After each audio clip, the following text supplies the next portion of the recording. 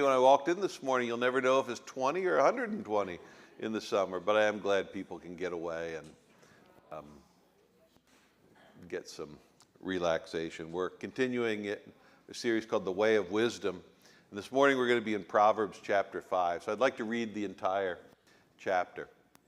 This is Solomon again speaking to his sons, cautioning them to follow the way of wisdom. And what we should remember is that when Solomon speaks, he's actually speaking God's wisdom. Because you'll remember that God had particularly gifted him with wisdom, so that what we see here and hear from Solomon is the wisdom that God is imparting to us. My son, he says, be attentive to my wisdom, incline your ear to my understanding, that you may keep your discretion and your lips may guard knowledge. For the lips of a forbidden woman drip honey, and her speech is smoother than oil. But in the end she's bitter as wormwood, sharp as a two-edged sword. Her feet go down to death, her steps follow the path to Sheol. She does not ponder the path of life, her ways wander, and she does not know it. And now, O sons, listen to me, do not depart from the words of my mouth. Keep your way from her, and do not go near the door of her house, lest you give your honor to others and your years to the merciless. Lest strangers take their fill of your strength, and your labors go to the house of a foreigner. And at the end of your life you groan, when your flesh and body are consumed, and you say, how I hated discipline, and my heart despised reproof. I did not listen to the voice of my teacher or incline my ear to my instructors. I am at the brink of utter ruin in the assembled congregation. Drink water from your own cistern, flowing water from your own well. Should your springs be scattered abroad, streams of water in the streets? Let them be for yourself alone and for strangers with you. Let your fountain be blessed, and rejoice the wife of your youth, a lovely deer, a graceful doe. Let her breasts fill you at all times with delight. Be intoxicated always with her love. For a man's ways are before the eyes of the Lord, and he ponders all his paths. The iniquities of the wicked ensnare him, and he's held fast in the cords of sin. He dies for lack of discipline, and because of his great folly, he's led astray.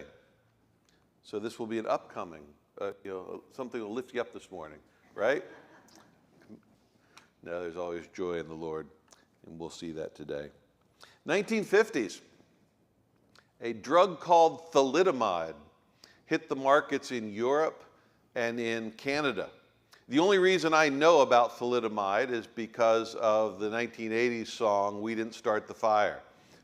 I don't know if any of you remember that or not, but part of what Billy Joel was saying was, children of thalidomide was one of the phrases. Never knew what that was, so I looked it up.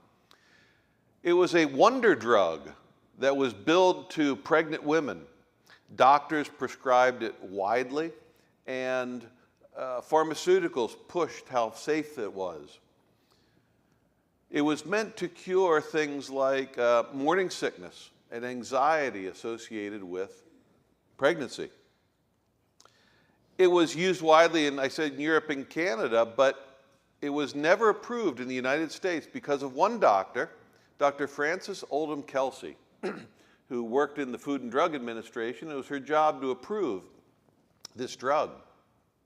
However, she looked at the safety data, found that it was incomplete, and as she researched and looked into it, said this will create great danger for the mothers and babies, and so I'm not going to approve it. Even though the other doctors and the pharmaceutical companies pressed her hard, she would not approve it. Any relation to modern day circumstances are completely on purpose. I wanted to see if you were awake. No, it's a good story. There is a book out about her. I haven't read the book, but I've read a lot of the history, and she was quite an amazing woman. But what happened was she had knowledge, and she had wisdom on how to use that knowledge. She could discern that the safety data was incomplete, and that allowed her to see that in the end, this would not be a healthy drug for people. So other than clinical trials, the U.S. was largely saved from the use of this drug because Europe and Canada saw over 10,000 issues with births. There were children born without arms, children born with their organs not proper, and many were stillborn. It created devastating circumstances. The tragedy stands as a chilling example of what happens when we foolishly ignore clear warnings of danger. See, some things can seem good at the time, but in the end, they bring suffering and death. We're in our second week in the Way of Wisdom, where we're looking to the Bible, and in particularly the book of Proverbs. And the Proverbs is teaching us that there are two ways to live. And this is how Dave started the series last week in the introduction. But the Bible poses two ways that we can live, or two paths that we can walk. There's the way of wisdom, and there's the way of foolishness, or the way of sin. Because there's God's way, and then there's our way. And if you weren't here last week, Dave taught us a couple important things about the book of Proverbs. The first is that it declares there actually is a way of wisdom that we can follow. There actually is a way of wisdom that we can follow. And he gave us 2 points on how we look at Proverbs, how it helps us. The first is that Proverbs does not tell us how to think about things. Or what to think, I'm sorry. It tells us how to think. It teaches us to use knowledge and wisdom and discernment to be able to navigate life. It's not just a list of do's and don'ts. When you see this situation, do this. When you see this situation, do this. No, it tells us how to think about that and process that using God's wisdom. The other thing is that Proverbs doesn't do is it doesn't tell us, give us a formula for how things always work. If you do this, this will always happen. But what it gives us is principles that it says, by and large, this is how the world works. And so if you follow the path of wisdom, you have the most likely outcome for you to flourish in the end. Now, Proverbs chapter 5 is going to illuminate us a little more on these two paths. These two paths by opening our eyes to their consequences. See, what it's going to teach us is that our actions now will create the ends later. Our actions now will shape our ends. So if we live foolishly, we will be looking ahead at disaster, at hardship, death. If we follow God's wisdom, we can look forward to ends where we flourish the way He intended. Here's our big idea. The way of wisdom discerns that our end is shaped by our actions. Wisdom discerns that our end is shaped by our actions. And we'll follow this chapter this way. Proverbs teaches us that God's wisdom warns us, the first 14 verses. It invites us in the next 5, and it sees us in the last 4. So number 1, God's wisdom warns us. Now chapter 5 is part of a 3-chapter block, 5, 6, and 7. And in this, the majority of Solomon's wisdom directed towards his sons is warnings against adultery, warnings against breaking the marriage covenant with any sexual activity outside of the marriage covenant. Now, you might say, well, I'm single so I can zone out, or I'm not the slippery woman up here that we read about in Proverbs, so I can zone out. No, that's actually not the case, because while it is very clear that the primary goal here of Solomon is to teach about the dangers of adultery, he's also teaching us about the dangers of sin in a broader category. So that applies to all of us. Now, in the first 14 verses, we have Solomon giving 2 distinct warnings. And each of those warnings begins very similarly. Verses 1 and 2, my son, be attentive to my wisdom. Incline your ear to my understanding. Then in verse 7, and now, O sons, listen to me, and do not depart from the words of my mouth. What Solomon is saying is, sons, listen to me. What I'm telling you is the standard for wisdom. Now, that might sound a little arrogant coming from a dad, but remember, Solomon's wisdom comes directly from God, and so it's inspired, and so his wisdom is the standard. But what does he want to impart to his sons? He says, listen to my wisdom. Wisdom is skillful living. That's a good way you can look at wisdom. It's skillful living that helps us navigate life so that we can get to a good end. He says, incline your ear to my understanding. Understanding is intelligence, it's aptitude, it's the knack for doing something. So what God imparts in his way is, Solomon says, I see the end of sin. I see what it will do to you. I also see what will happen if you follow God's wisdom.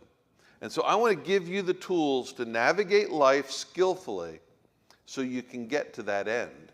And that end is flourishment. God wants his people to flourish.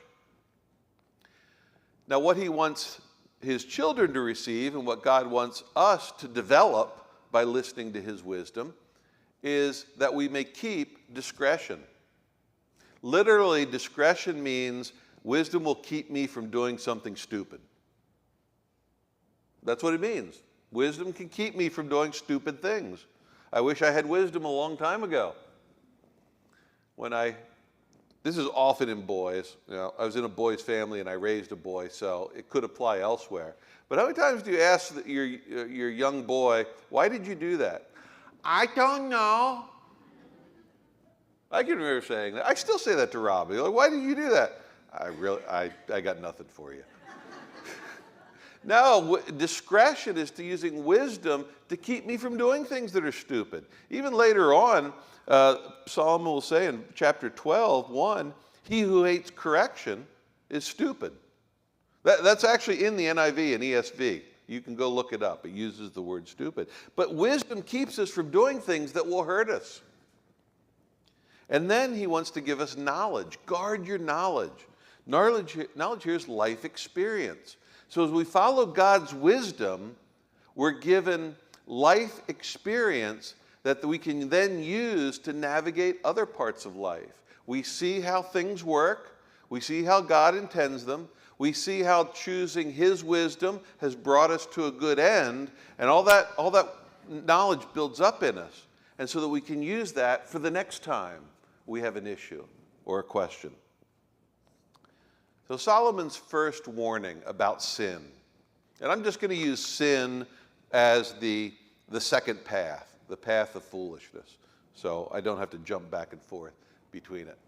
For the lips of a forbidden woman drip honey, and her speech is smoother than oil. His warning here is about the deception of sin, and it's about the deception of those really bad women that are out there who are going to grab us all, right? Men, you got to watch it. Now, chapters like this have been so poorly used in the church. I feel the need to apologize, I think, sometimes to women for the way they've been used. Because this is not focusing on women are the evil ones that will draw me into sin. No, this is just saying that my sons, because you happen to be male, be careful of those who will draw you into adulterous situations. But sin is like that forbidden woman. Sin wants to shape our desires, wants to engage in it, but it doesn't use a sign to say, hey, go this way, you're going to die. Hey, go this way, you're going to ruin your life. No, sin is deceptive. It's like honey, it's like smoother than oil. It starts back here somewhere. You can do that. I've had to wrestle with this sermon for 3 weeks, so I hope you're uncomfortable too. Pass it off a little bit. Because this sermon has probably been one of the hardest one I've come to in recent memory. Because it's forced me to go back and wrestle with those sins I have committed, the sins I'm currently struggling with, and realize that when I committed that sin, What do we often say when we commit a doozy? Wow, that's not me. Where did that come from? Right? Well, this verse is saying it came from way back here. Way back here when there's a thought. Way back here when there's something I saw or felt. And sin builds on that and builds on that slowly over time till it has you. And boom, it gets you. It drips like honey. What he's saying in this first half is it's a universal warning that sin always promises pleasure, but hides its painful cost. Sin always offers us pleasure in the moment. And that's what it says here. But in the end, she's bitter as wormwood. Sin doesn't care how you turn out. Sin doesn't have any need to see you prosper. In fact, quite the opposite. Now, the second thing he warns about to his sons is that warning against even getting close to it. And he warns about the consequences. They're not only in the life to come, but the consequences of sin that are now. He says, you think you can get close to sin and be okay. What I'm telling you is keep your way far from her. Don't even go near the door of her house. Sin is in that house. Don't walk on that street. Avoid it by blocks. Don't think you can walk that street day after day, and see that temptation and not be affected by it. He says, you're not strong enough. And we should, if we're honest with ourselves, we should know that eventually it gets us. And that's what the power of the Holy Spirit's doing within us to root out sin. He's making us more aware and more aware and more aware so that we can take information like that and say, look, I'm just going to stay far from it because I know where the end leads me. When I often give illustrations, I've been giving a lot about me and my dad lately. My dad passed a couple years ago. But we are two peas in a pod. And one thing that we have always done, going back as far as we can remember, is we're prone to flip mechanical equipment into ditches. Now, Andrew hasn't picked this up yet because he doesn't have his own house. But I guarantee you, as soon as he has his own house, he's going to be calling me to help get the mower out of the ditch. My ditch isn't as big as my dad's ditch, but here's Andrew helping me pull the mower out with Robin's Pilot. And there's a much bigger ditch. That's a friend of my dad helping him pull a zero turn out of a very big ditch. Now, this doesn't happen just once, okay? This happens every summer. Every summer. We don't learn at all. The only reason you don't have pictures of them upside down on top of us is because when that happened, we kicked them off quick, stood up and looked around, made sure nobody saw us, and there were no pictures as proof. But it's happened to both of it. I've been down in that ditch with the mower on top of me, kick it back off, look around, and then do the same thing all over again. We don't learn. But my dad and I often talked about like that, like, why in the world do we end up in the ditch? And we both agreed, you want to get just a little closer. There's some more grass there that you really don't want to weed whack. You just want to get closer and closer and closer to boom, down you go. That's what sin does, right? You want to just get as close as you can. Maybe it's a little thrilling. And then all of a sudden, boom, it's got you. And you wonder what happened. That's what he's warning us here. And he's saying, at the end of your life, look at that. At the end of your life, you groan. How I hated discipline, how I despised reproof. There is regret associated with sin. There's shame associated with sin. There's life consequences associated with sin. Here's a good tidbit. If we're sitting around wondering why bad things are happening in our life, one option is that I did something stupid. And these are the natural consequences of my actions. I'm not saying that every time, but that is really something we should often look at. When we're really struggling, part of our assessment of, is this God putting this in front of me so that I can grow in him? Is this the way the sinful world works? Or maybe am I engaging in some sin that I'm not even conscious of? And so these tend to be natural consequences of that sin, and I shouldn't look surprised. So the key idea here is that sin looks good now, but the end is bitter. The end is bitter. So one thing we could ask ourselves as we consider sin, or we're considering what to do we do this, do we not do this, do we go there, do we not go there? Don't ask, will this make me happy? Ask, where does this lead? If I go down this road, where does it end up? It's a good thing for us to ask. Well, that brings us to number 2. Wisdom invites. Now, you might have an objection here already, and you might say, well, this is typical Christianity. Don't do this, don't do that, don't do the other thing. It's a list of don't. You see, don't do anything. Don't do this, don't do that. That's actually what we kind of think sometimes. Even as Christians, we kind of get that idea that God's kind of holding out on us. He just doesn't want us to be happy. But that's our culture's view of Christianity often. Or you the guys over there that don't let us do anything that make us happy. Well, we might hear ourselves, or we might hear others say things like, is God really being realistic in these rules that he's given for us? Is sex really to remain within the covenant of marriage? Like, why is that a good thing?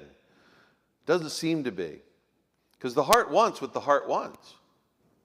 You can't control who you love. Or how about this? It's only a little white lie. It's only a little white lie. How bad could it be down the road? Doesn't God want me to be happy? Believe me, whether we've asked him in this form or not, we've all made these objections about God. But here's the difference between these two ways, the way of wisdom and the way of sin. We've already seen that sin doesn't care about how we end up. God's wisdom absolutely cares about how we end up, because he wants his people to flourish the way he's made us to be. So what are wisdom's alternatives? Well, God knows that the don't doesn't work with us. Because if you've ever walked past a wet paint sign, you will know. If I'm walking past that fence and there was no sign, I would have zero desire to walk up and touch that fence. But as soon as I see that sign, this wave of emotion builds up in me, and I can't do anything except go touch that fence.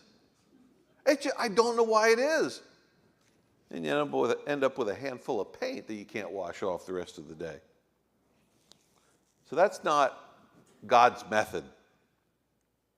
The way of wisdom says, I understand you have desires. And God says, I know you do because I created you to have them. All these desires are not bad that we have. Desires for love, desires for stability, desires for relationship. Those are not bad. Desires for sex, it's not bad. Hint, hint, God created sex. And so, since it's part of how he's created us, he says, don't let sin shape your desires, because it doesn't care about your end. He says, let me shape your desires, because I know how you were meant to work, and I actually want you to flourish. Key idea is let God's good gifts shape our desires. It says, drink water from your own cistern, flowing water from your own well. God says, look around, I have given you gifts. I have given you blessings.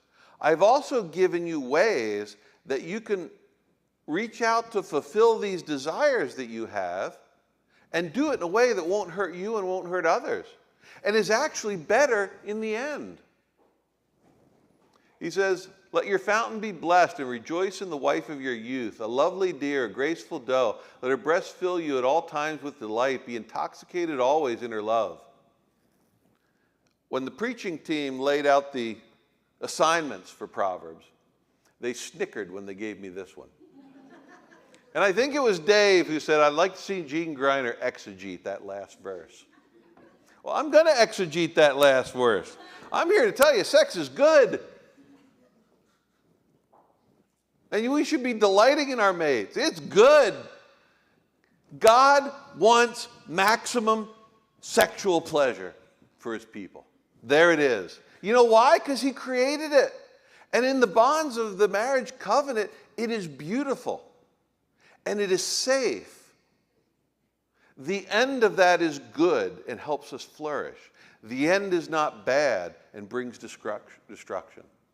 There you have it. Properly executed.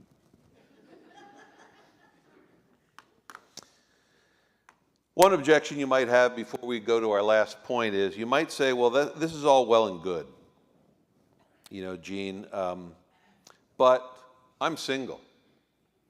Or maybe I struggle with same-sex attraction. And this is not as easy to deal with as you make it out to be. And you'd be right. I have no intention of minimizing those struggles at all. But what I can say to it is this. We have all been in a place since the Garden of Eden. We've all been in a place where at times we question, is God holding out on me? Is he keeping me from something that I desire, from something good? That's how Adam and Eve fell in the garden. Satan, honey dripping, smooth as oil. Hey, you won't die. God's just keeping you from knowledge. He's keeping you from wisdom. It's the same way for all of us. We can feel that at times. So whatever our issues are, whatever we feel like God's not giving us, is a real struggle. And here's the kicker. God gives us all good things. So while your struggle may be same-sex attraction, somebody else's struggle may be the love of money. Somebody else's struggle may be coveting. Why can't I have what these neighbors have so that I am happy? And so I simply want to acknowledge that that struggle is real in you, and it's real in all of us. Real in all of us. Would it shock you to learn that God's plan for his people is not to make us happy?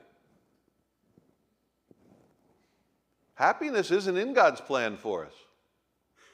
Just not. So when God says, when we say, doesn't God want me to be happy? No, he doesn't. Because he always wants something better for his people. God wants us to experience maximum joy and flourishing as we become holy, as we become like Christ, as we walk away from sin and towards God's wisdom, because God said, this is how I've made you, and I want you to flourish. I want you to experience the maximum joy that you can have on this life and the life to come. And that's better than happiness, which changes with circumstances. We avoid temptation not by resisting it, but by rejoicing in what God has given us so that we don't get close to it. Well, number 3, God's wisdom sees us. Here's our key idea. God knows our path, and sin's final end is death. This is where sin will never walk around with a sign in front of you that says, go pick up that cash out of the boss's cash drawer and it'll lead you to death. No, it never says that. Look at what Solomon, how he finishes up. For a man's ways are before the eyes of the Lord, and he ponders all his paths. Solomon says, when I warn my sons against adultery, when I warn my people to stay away from sin, You're not getting away with anything if you go down the sin path, because I see it all. There's no escaping my justice. There's no escaping my judgment. The one who does, the wickedness has ensnared him. He's held fast in the cords of sin. He dies for lack of discipline. Because of his great folly, he is led astray. That's the ultimate penalty for sin. Sin doesn't keep us from doing something stupid. God's wisdom keeps us from doing something stupid. I found this picture on the internet. It's not me up here, for once. And I saw this picture, and I said, you know what? He is very unwise if he's going to stand that close to a pole and shoot at a metal pole. Now, I don't know what the context of the picture was. I just found it. But it reminded me of myself. New story. I had a BB gun from the time I could stand, literally. Actually, a little before I could stand, probably. And man, I had my BB gun out every single day. Whenever I was outside, I had my BB gun, shoot my BB gun, all the time. One day I was out with my dad. We were in the side yard. And he had sunk 2 steel poles in the ground for the clothesline. That's an old-fashioned. You used to put the clothes outside to dry. And he saw my eyes go to that pole. All he did was see my eyes, and he said, "Don't shoot the pole."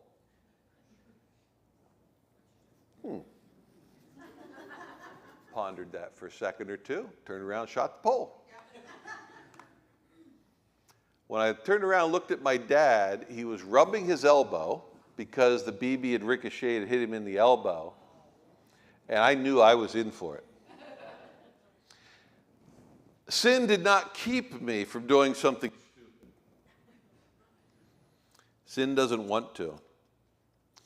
But we don't want to leave on that kind of down note, because it sounds pretty dismal.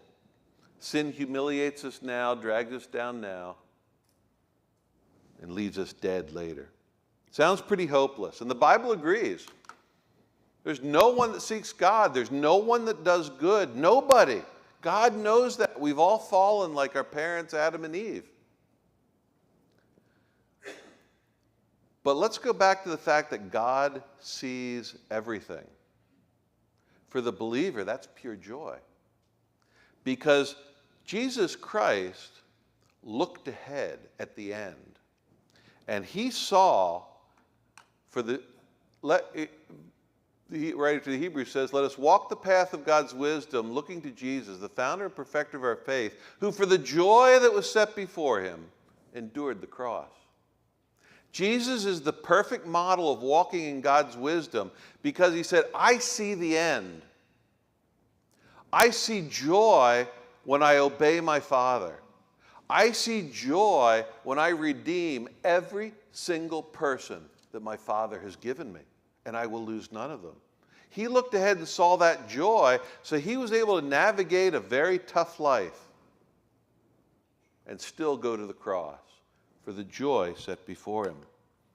And see, that's our hope too. I've told you how I've struggled myself over these last 3 weeks. Hope you're struggling a little bit when you leave. I'll have done my job. But here's the thing. As I struggle with that, and as I struggle with that shame, I have a God who sees me. And when he looks at me, he sees Jesus Christ. He sees the righteousness that Jesus Christ has put on my account. And he says, "You've walked the way of wisdom. You're holy in my eyes." Jesus walked the perfect way of wisdom, even when we couldn't. And he did it for us. And by trusting in him, we're then empowered to choose the same path, to live now in light of the end. And you know what? We still have a joy set before us too, as God's people. We have a new heavens and the new earth that God has promised us, when we will be free from the presence of sin forever.